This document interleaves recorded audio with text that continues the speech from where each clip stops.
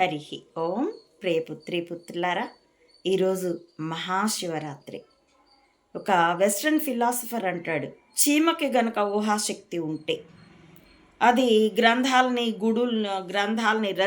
అంటే సాహిత్య సంగీతాది రంగాల్లో రాణించగలిగితే, నిర్మాణాలు తమ పుట్టలు పెట్టుకున్నట్టు గుడులు కూడా కట్టగలిగితే, తన దేవుణ్ణి 10,000 చీమ తలలతో 20,000 చీమ కాళ్లతో చేతులతో ఊహించుకొని ప్రతిష్ఠించి ఉండేది.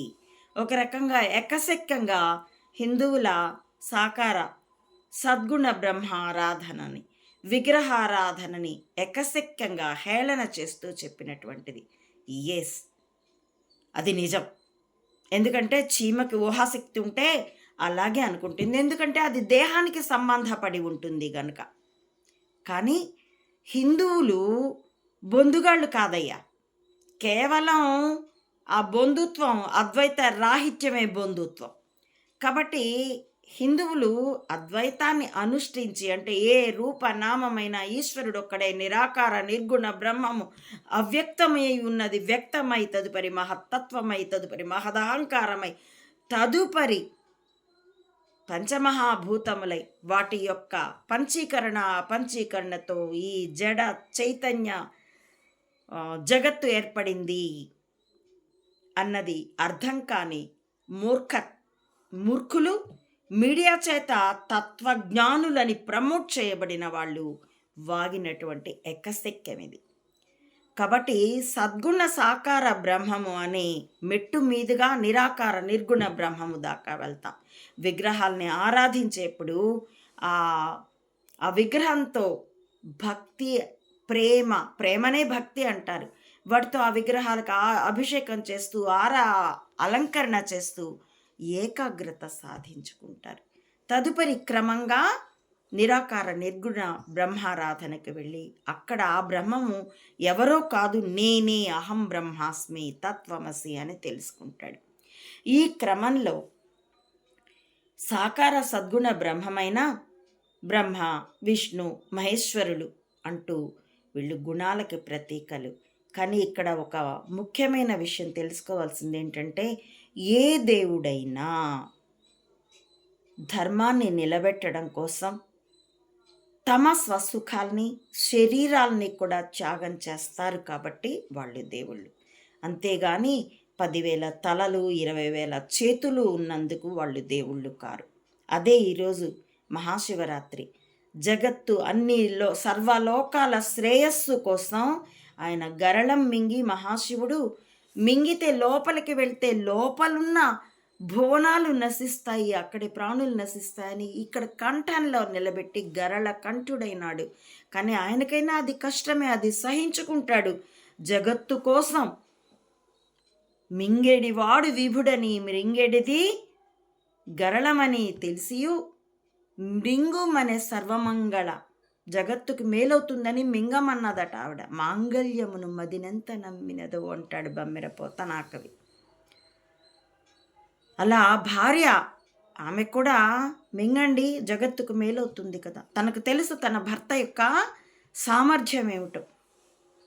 అలా జగత్తుకి మేలు చేయడానికి తమని తాము, తమకున్న దాన్ని త్యాగం చేస్తారు. కాబట్టి అవతారాలు ఎత్తి జగత్తు కోసం మానవ దేహం లాంటి దేహాలు తీసుకొని వాటి తాలూకు కష్ట నష్టాలన్నింటినీ భరిస్తూ జగత్తుకి ధర్మాన్ని నేర్పడానికి, ధర్మ మార్గంలో నడపడానికి, ధర్మాన్ని తెలపడానికి వాళ్ళు కష్టాలు కూడా స్వీకరిస్తారు. కాబట్టి దేవుళ్ళు. ఈ మహాశివరాత్రి నాకు మరింత ముఖ్యమైనదండి. ఈ మహాశివరాత్రికి నేను సన్యసించి 12 ఏళ్ళు నిండింది, పుష్కరం నిండింది. డబ్బున్న వాళ్ళైతే ఉత్సవాలు కూడా చేసుకుంటారు.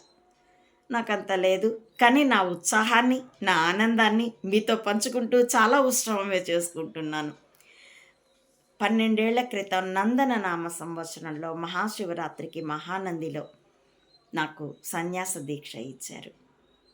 అంటే 2013 ఆ ఏడాది మహాశివరాత్రి మార్చి 10న వచ్చింది. తేదీలు టాలీ అవ్వవు కదండి. కాబట్టి పుష్కరం అయింది.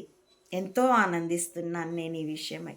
నాకు సన్యాస దీక్ష ప్రసాదించిన నా దీక్షా గురుదేవులు నెల్లూరు జిల్లా ఉదయగిరి మండలం ఆల్మోస్ట్ ప్రకాశం జిల్లాకి బార్డర్లో ఉండేటటువంటి గండిపాలెం అనేటటువంటి గ్రామం. అక్కడి ఆశ్రమంలో నేను ఒక 8 నెలలు కూడా ఉన్నాను. ఆ తర్వాత ఇక్కడి కాంవరం వాళ్ళు అడిగారు, మీరు వెళ్ళి చూడండి అమ్మా, నచ్చితే ఉండండి, లేకపోతే వెనక్కి వచ్చేయండి తల్లి అని మా గురువుగారు ఇక్కడికి పంపగా, అది అప్పుడు సమైక్యాంధ్ర స్ట్రైకులు జరుగుతూ ఉన్నాయి. బస్సులేవి లేక ఆటోల్లో 7 సీటర్ ఆటోల్లో ప్రయాణిస్తూ కడప వరకు చేరి అక్కడి నుంచి రైల్లో వచ్చాను ఇక్కడికి, ఈ కామవరం అనే గ్రామానికి. దీనికి నా భాషలో అయితే మరో పేరు ప్రేమవనం. మా గురువుగారికి కూడాను ఎప్పుడు నారాయణ నారాయణ అనుకుంటూ బాహ్య ప్రపంచాన్ని అర్థం చేసుకునే విషయంలో ఆయన చాలా అమాయకులే. ఎవరికైనా పని అప్పచెప్పి ఆ పని వాడికి ముందే డబ్బులు ఇచ్చేస్తారు. వాడు ఆ తర్వాత పని చేయకుండా సతాయించేవాడు. నేను అది గడ్డిపాలెంలో ఉండగా ఒకసారి తుఫానుకి పెద్ద వేప చెట్టు కొమ్మలు విరిగి సగం విరిగితే వాటిని కొట్టితో శుభ్రం చేయమని, అలాగే రేకులు పగిలిపోతే ఆ కొమ్మ పడి వంటగది రేకులు పగిలిపోయినాయి. ఆ రేకులు వేయమంటే ముందే డబ్బు తీసుకుని వాడు మా మొహం చూడలేదు. వాడి చుట్టూ తిరిగి తిరిగి చివరికి ఎలాగో చేయించుకున్నాం. అదేంటి స్వామి, పని అయిన తర్వాత ఇవ్వచ్చు కదా అని అంటే, ఏమో ఇచ్చేసా అన్నారు.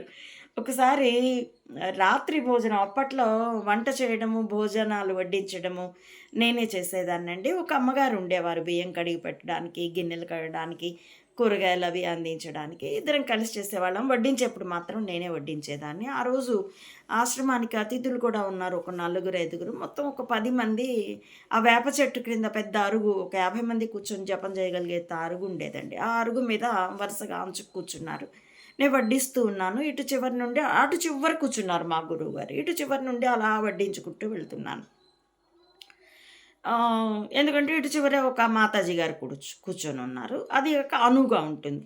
ఇటు చివరి నుండి అన్నం, పప్పు, కూర, చివరిలో రాత్రిపూట కాబట్టి పెరుగు ఎవరు తినేవాళ్ళు కాదు. రసం తీసుకొని చివరికి వెళ్ళేసరికి మా గురువుగారు చేయి కడిగేసుకున్నారు. ఆయన ఇంతే పిట్ట మెతుకులు తింటారు.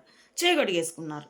నాకు అయ్యో! నేను ఆ రోజు రసం ఏదో వెరైటీగా చేశాను, గురువుగారు తినాలి అని ఒక ఊబులాటం.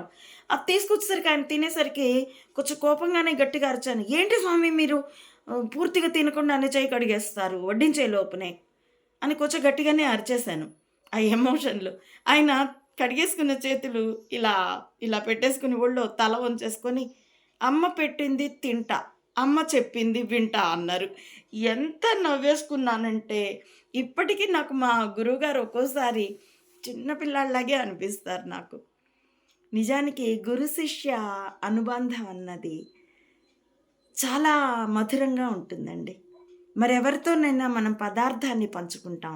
గురువుతో జ్ఞానాన్ని పంచుకుంటాం. ఒక మంచి మాటని పంచుకుంటాం. అది ఎంత ఆనందాన్ని ఇస్తుందంటే, అది చాలామందికి మనకి అనుభవంలో ఉన్నదే. అదే ఆనందాన్ని నేను మీతోనూ పంచుకుంటున్నాను.